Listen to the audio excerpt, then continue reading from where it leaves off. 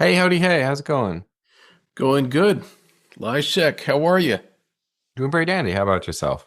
I'm doing real well, thank you. Great. Well, thank you so much for taking the time to talk to me. I greatly Sure thing. appreciate it. Sure thing. Are you here? Oh, I'm so glad. I hate talking to the wall. Welcome. It's the Paul Leslie Hour, a show quoted everywhere, from the Library of Congress to the New York Post. Here on episode number 1075, we're thrilled to present a personal interview with celebrity ghostwriter and persuasive writing coach, Joshua Lisec. Lysak writes books that matter. With Jack Posobiec, he co-authored the runaway national bestseller, Unhumans, The Secret History of Communist Revolutions and How to Crush Them. There's so much you can learn from Joshua Lisec. So get ready to hear from this compelling voice. Real quick, please support our mission to share the human story at www.thepaulleslie.com/support. Your contributions keep us going. Thank you for your support. And off we go! Well, I think the Joshua Lisek story is an interesting one indeed. I have not encountered many people who can say that they are a writer and a celebrity ghostwriter and a writing coach. But I have found that writers tend to be among the most interesting people that you can meet. Thank you. We'll see if I can live up to that today. And humble at that. Now, I consider writing to be a kind of art form that is just without boundaries. There's really no limits on writing. Joshua, what has always been the purpose of the art, the work that you create? The definition of good writing that I assert is not one that has to do with style, grammar, spelling, that sort of thing. That's for school teachers to worry about. People ask me, Joshua, is this good writing?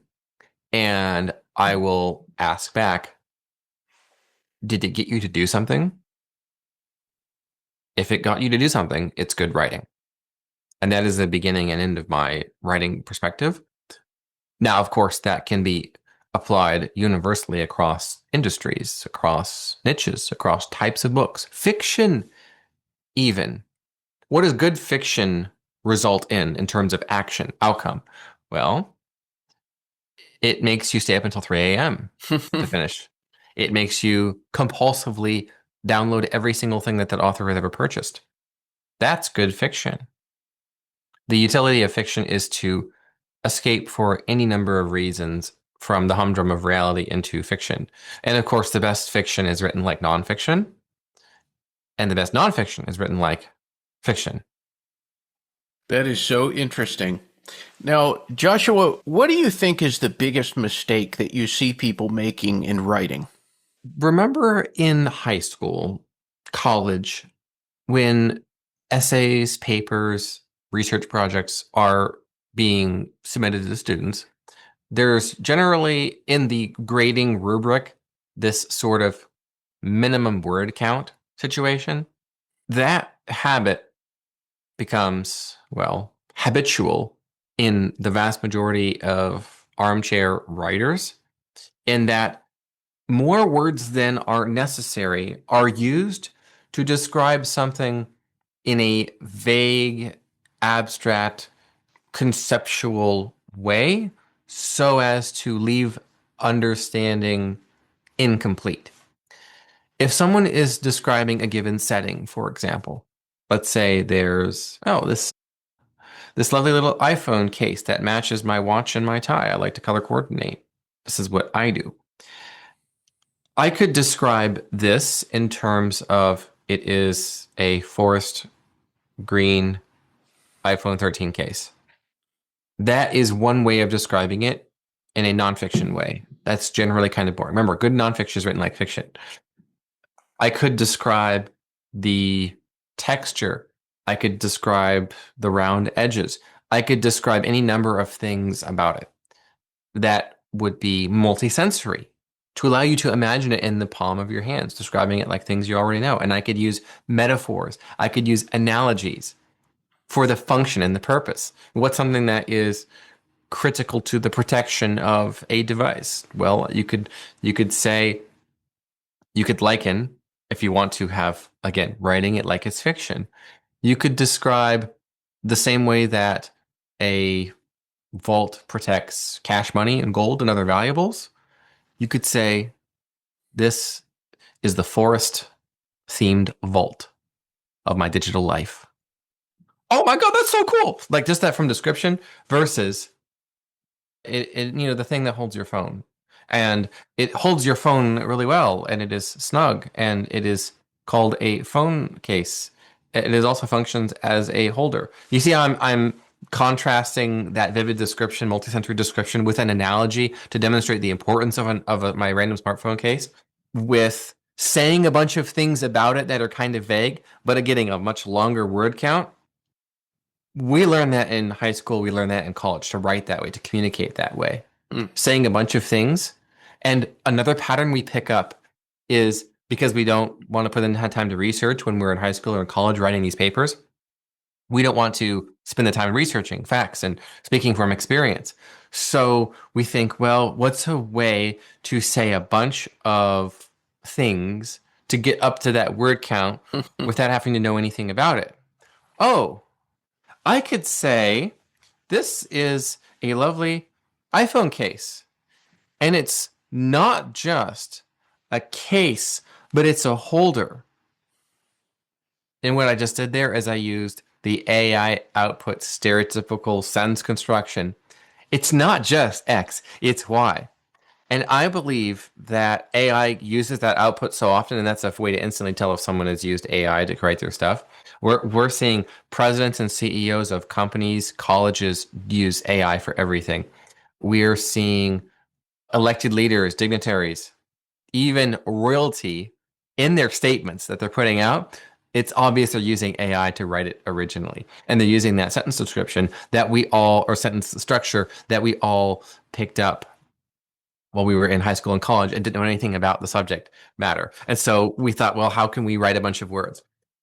And AI picked that up from us humans. So AI writes like us, probably because it thinks like us, which is, how can I trick people into thinking I know more about this than I do?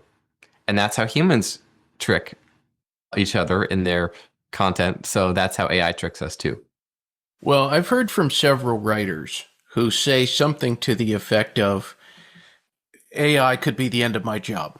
Or they say that they're terrified. That's what one writer told me not long ago. He said, I'm terrified that it's a matter of time. Is there a different way that writers can look at this?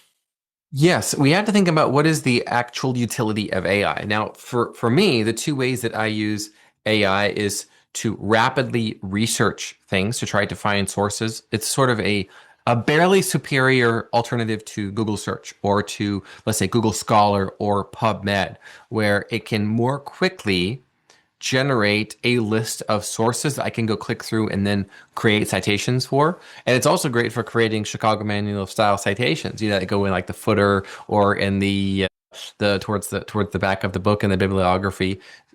But what it's doing is it's speeding up something that I already know how to do. And so I can give it the prompt to do it correctly. Like I know how to do internet research to find first party and legitimate otherwise sources for my clients' books and for my own books. I use it in that capacity. And I also find that AI is fantastic for editing transcript of long conversations. And it can cull the uhs and ums and false starts. So when you're looking at a transcript, it's a solid, readable transcript of a conversation without the interjections back and forth and the starts and the stops, and it makes it complete sentences and makes it much, much easier to read without changing anything. And let's say someone says in the transcript, I really like my iPhone case, back to that example. That's a bunch of stuff that's a waste of time to read. So I will ask AI and I'll use a bunch of adverbs because adverbs are how we manipulate other people, and we can manipulate AI by adding adverbs into the prompt. So I will say, don't just edit this transcript for readability. I will say only very lightly edit this transcript for readability. That's a Joshua Lisec super prompt I like to use right there. There's lots of adverbs. So then it will have in the output, I really like this iPhone case. Instead of, I really like this iPhone case. But that might be what was literally said. Therefore, it's in the transcript. I really like this iPhone case. Now, if you don't put the adverbs, the output will be, I don't just really like this iPhone case. I love this iPhone case. Because an iPhone case is not just about having it. And it'll do that sentence structure out of nowhere. It'll sort of hallucinate that deceit.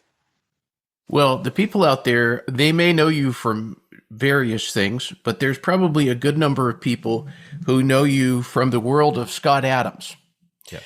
So this question, there's something that you said, you submitted a quote for a piece that I wrote, and I loved what you said about, Scott has said before about being the internet dad, and then you said, so that makes lots of us, we're like internet siblings. Well, this question comes from one of your siblings. I'm going to play it for you now. Hey Joshua, Robert here. Just wondering, what's the secret to being so prolific? That's my dog in the background.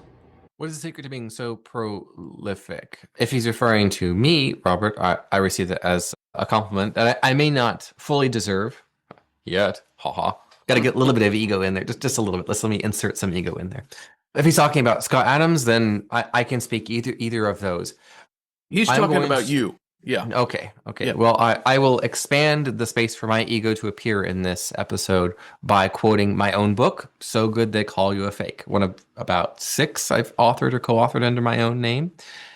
And the quote is, the best success advice you will ever receive is as follows. Impress important people. And that's biblical, by the way. One of the proverbs of King Solomon, to paraphrase it, goes, do you see a man skilled in his labor? He will not work for unknown men. He will perform before kings. And you realize that part of what makes up this, let's say, prolific nature, this being skilled in your work, is that you are capable of performing for the king. That you are good enough, that you are worthy, you are deserving, that you are impressive to someone who is not easily impressed. And so the Proverb of Solomon teaches you how to become prolific. It is to become so good that kings want to be your client. It is that, and ironically enough, this is not a project that I have shared much about publicly.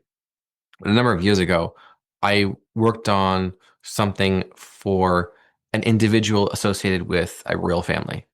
And that was an interesting time. That was an interesting project. I might share more about that in the future.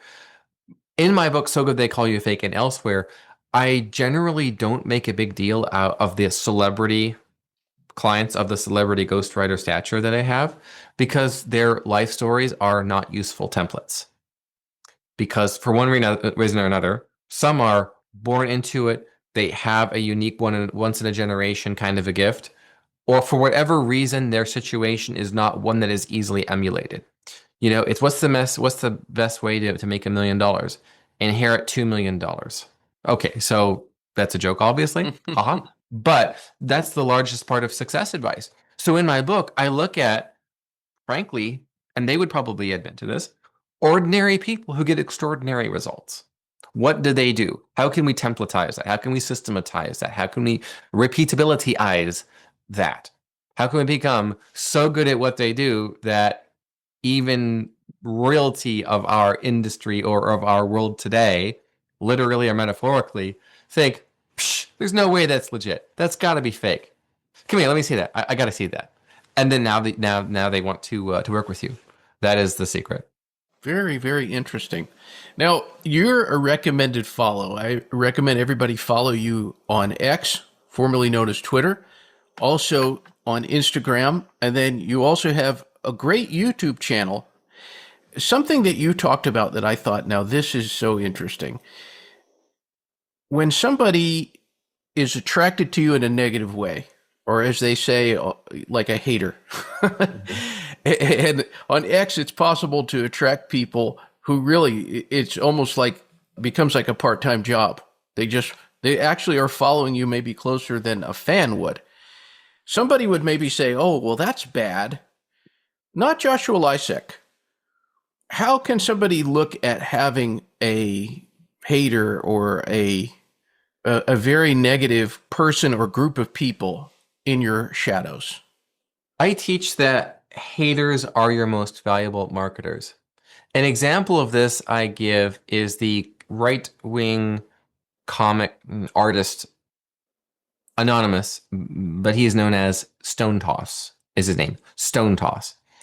And there's an example of his that I work into the book, in which he regularly goes viral on Reddit for something that is deemed ultra offensive to the wokest of the woke. And they absolutely hate it. Oh, and this is so awful. Guys, look at this. Here's another awful one. This is so awful. You got to check out his website. He's so awful. Here's his X account. It's so awful. Make sure you follow him to stay up to date on how awful his stuff is. It's just, you see what's happening there, right? There's this massive movement of energy. And energy is either going or it's leaving, or it's going. It's going somewhere. It's going away from or towards to. And so if we think about, like, oh, it's good PR, it's good press, or it's bad press, think about good and bad, removing them, instead focusing on attention. What gets attention? And even negative attention can be transmuted into positive direction. An example of this, a case study that I share about in So Good They Call You a Fake, happened in December 2022. And some of your viewers, Paul, might be familiar with the Mary Sue affair, I call it now. And that's when I one day decided I was going to write about the Mary Sue archetype that has become ubiquitous in all postmodern, let's say, entertainment, culture, video games, movies, shows, comic books, everywhere, right? It's sort of the yas queening of women, the girl bossification of heroines in contemporary fiction. And that's where you take a female protagonist and you make her literally perfect in every single way, and you make her heroine's journey be realizing that she was perfect all along, and her one weakness was not trusting herself because she is such a bad bee, and all the men around her are either buffoons or bad guys. And, being 110 pounds, she can beat up a 300-pound martial artist with her thumb. That's Mary Sue. Slight exaggeration, but that is Rey from the Star Wars anti-fan fiction sequel trilogy.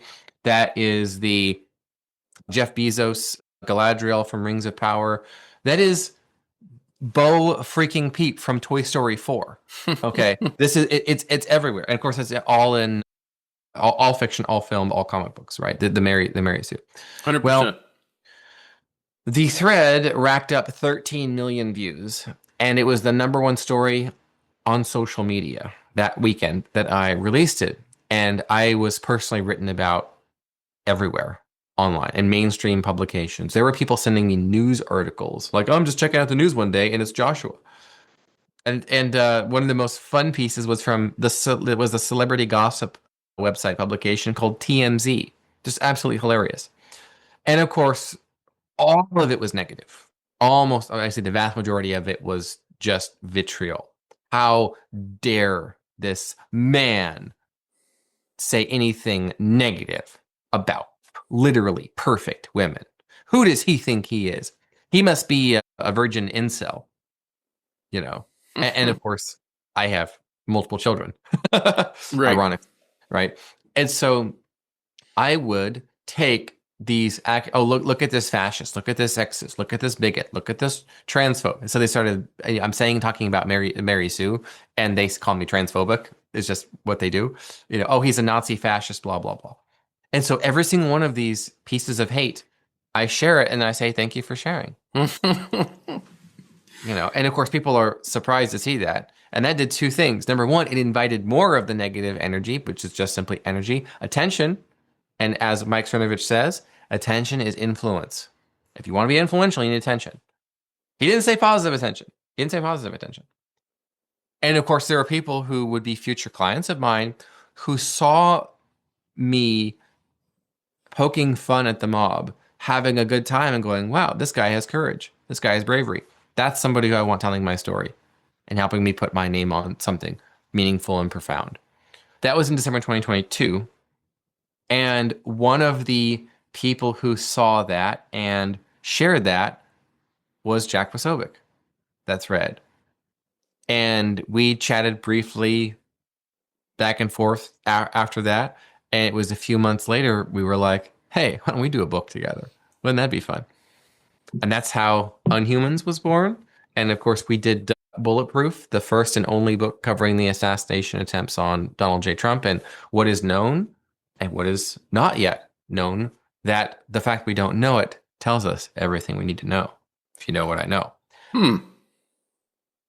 The story of getting Unhumans onto the New York Times bestseller list is also an example of this sort of negative energy understanding where it's all about attention. I'm sure probably there's a list of further questions, Paul, you want to make sure we get to. So we can detour, we can rabbit hole, we can cover whatever territory you'd like to make sure you get your time's worth from this. Well, you're very kind. What you were saying was very interesting to me. Tell us this story about the New York Times bestseller and how that came to be. That happens to be something that I always find so interesting. I pick up a book and I think sometimes, how did this happen? Give us this example. What I am about to share is 100% true as far as I know. Now, that's an opening line. That means it's going to be juicy. All right. Maybe too much for some.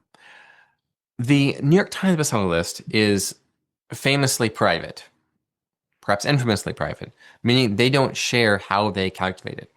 On Amazon, the ranking and the algorithm behind it is pretty straightforward. If you beat someone else, in fact, everyone else in a category, let's say sales and selling is a subcategory. If you sell more than 75 copies in a day, and it does update hourly. So if you're leading for the day and you've sold 76 copies of your book on sales strategy, and the next person is 75, well, now you're the number one Amazon bestseller for sales and selling, right? You know where you stand pretty much every time. And there's lots of low to no cost software tools that help you calculate with pretty extreme accuracy how many copies you need to sell to be a number one Amazon bestseller. So that's how this whole scam of self-publishing vanity services will guarantee make you a new number one Amazon best-selling author, your money back. That sounds compelling until you realize they're going to pick a category like New Testament commentary, which sold 2 copies. So we're going to have our staff buy 3 copies of your book and make you a number one Amazon best-selling book. And your book was on tomato gardening, not New Testament studies. Now, coming back to the New York Times bestseller list, we, because of our aggressive marketing campaign, Jack and I, all the platforms that we borrowed and the ruckus we made with the book and the sort of insane number of viral posts we made, both videos, audios, interview clips, speeches and interviews, and memes we made about the book. Unhumans set the tone of the presidential campaign, and we did that on purpose because the purpose of the book was to make the country realize it's going to be Donald Trump or it's going to be communism. And we wanted to make that choice ultra clear, and that's exactly what it came down to. It wasn't really Republicans versus Democrats. It's freedom or unhuman activity, as the book says. And so we wanted this book to be a timely book, but also one that would be a perennial bestseller. And that has turned out to be the case. It's sort of run away and taken on a life of its own. But we had Unhumans, the number one best-selling book of the summer. Number one Publishers Weekly on the week of release.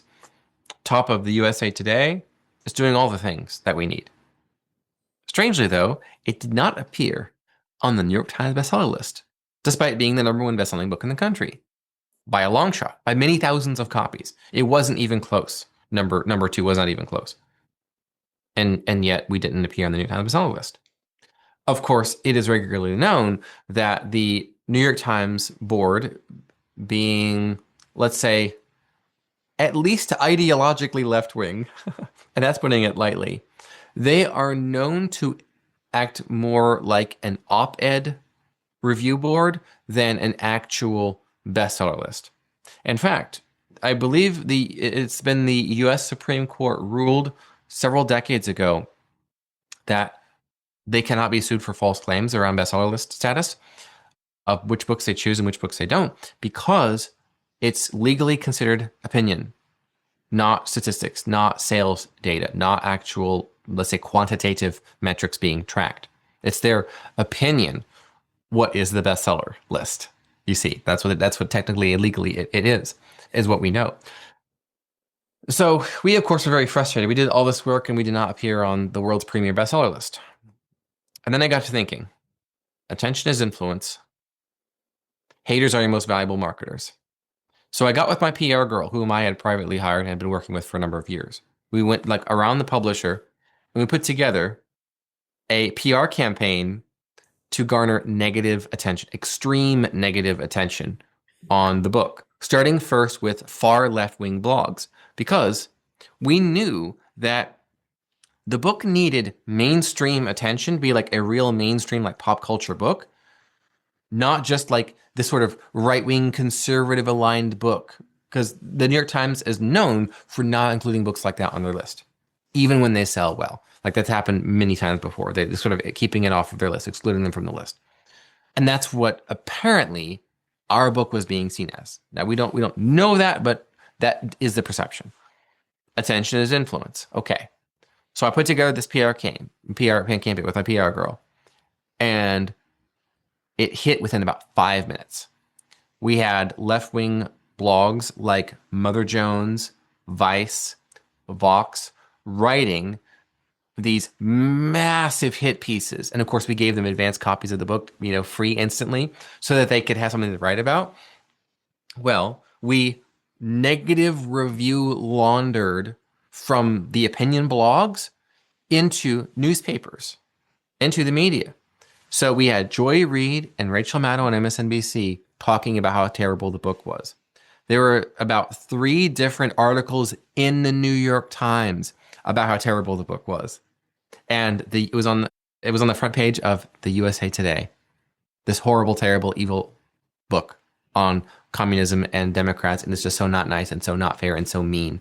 And the vice president candidate of the Republicans, J.D. Vance, endorsed it, which we suspected about 2 to 3 months before the announcement, by the way, in July. So we put his name you can even see it here, J.D. Vance, we put his name at the top because, we knew. If you know, you know. Hold the cover of the book up to the screen. Unhumans, it is the secret history of communist revolutions and how to crush them. And the reason the book is so despised, of course, is because we argued effectively that over the last 60 years in the United States, far left-wing ideologues and leaders, both unelected and bureaucrats, have successfully run a communist revolution culturally through our key institutions.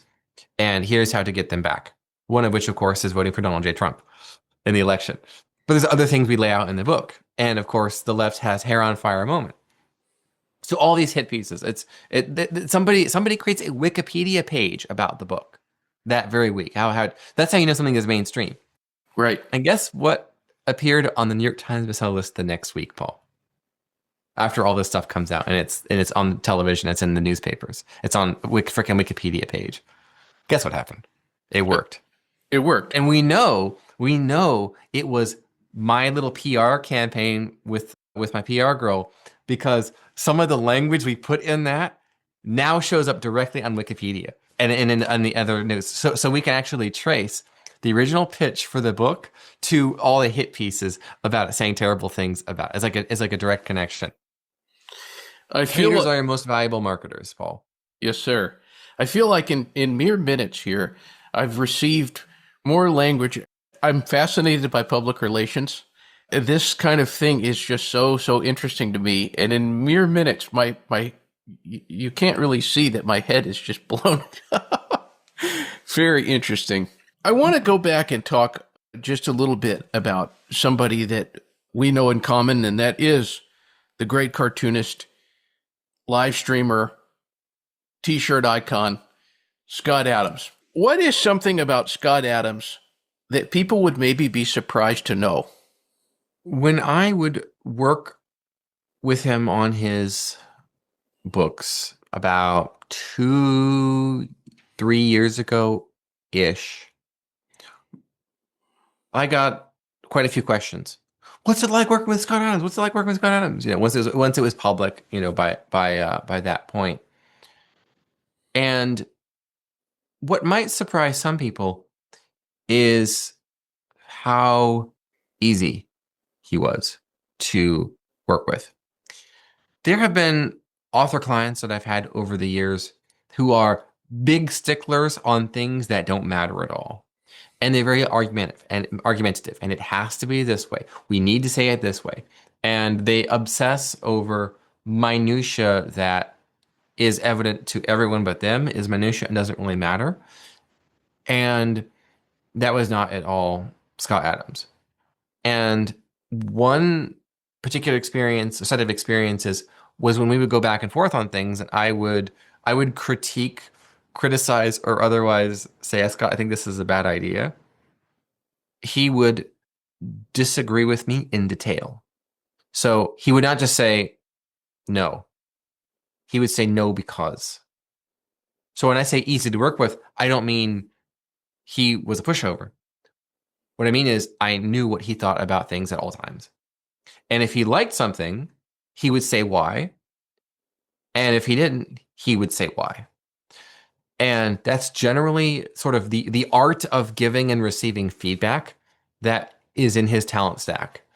And I sure wish it was in other people's talent stacks. They would be easier ghostwriting and book writing and publishing clients.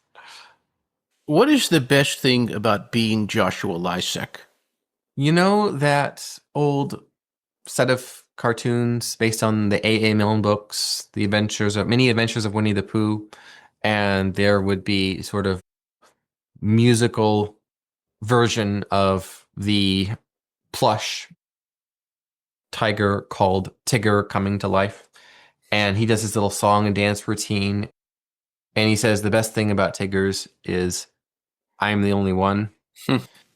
It does feel a bit like that, where my experience set is so meandering from one industry to another. I have never met a fellow traveler who is on, let's say, a trajectory, a path, a journey quite like mine.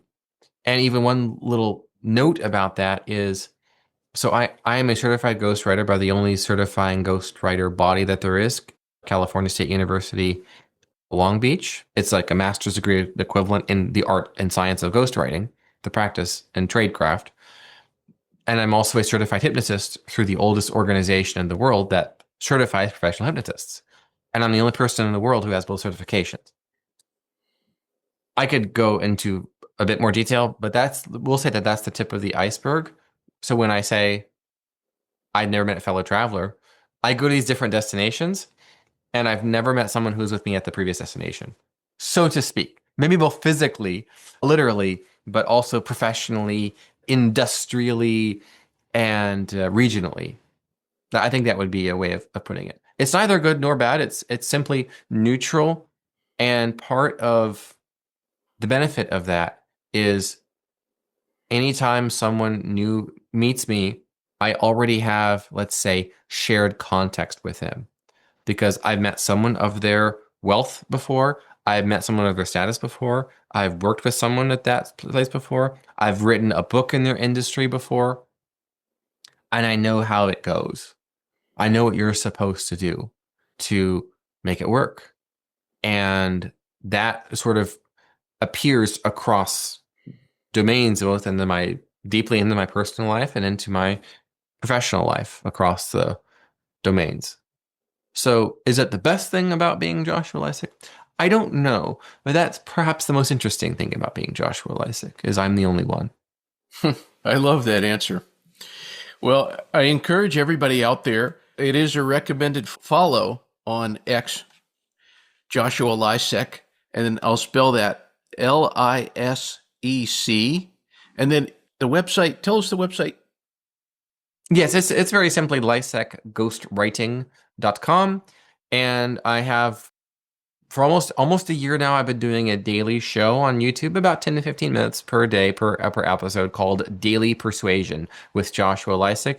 And that is aligning my unique filter set of being a best-selling author and a ghostwriter of 100 books now, and being a professional hypnotist and doing all the things that I do, looking at the headlines and current events and news and what's happening in the zeitgeist, or as I say, vibes.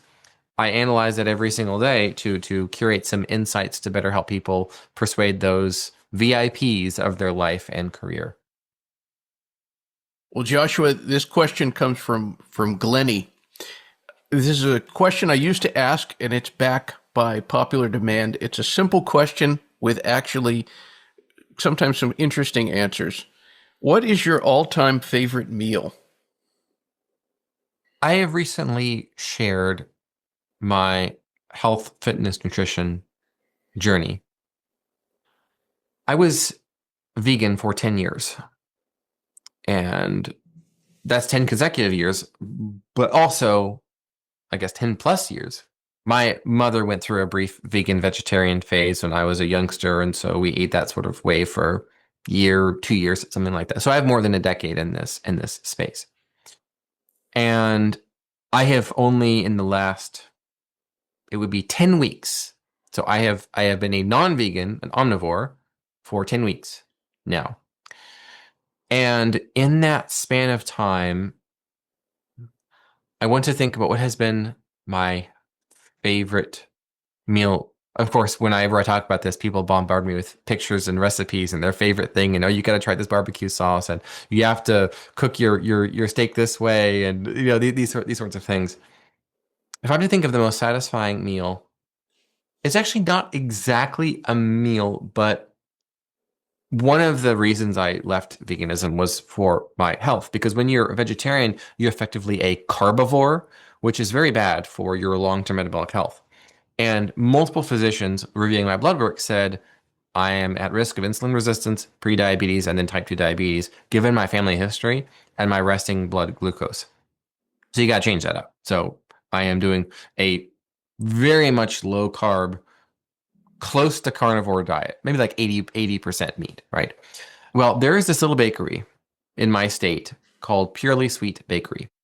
And they have these low carb and even ketogenic diet qualified dessert alternatives. And there is this one, it is called the Keto No Bake Chocolate Chip Cookie Parfait.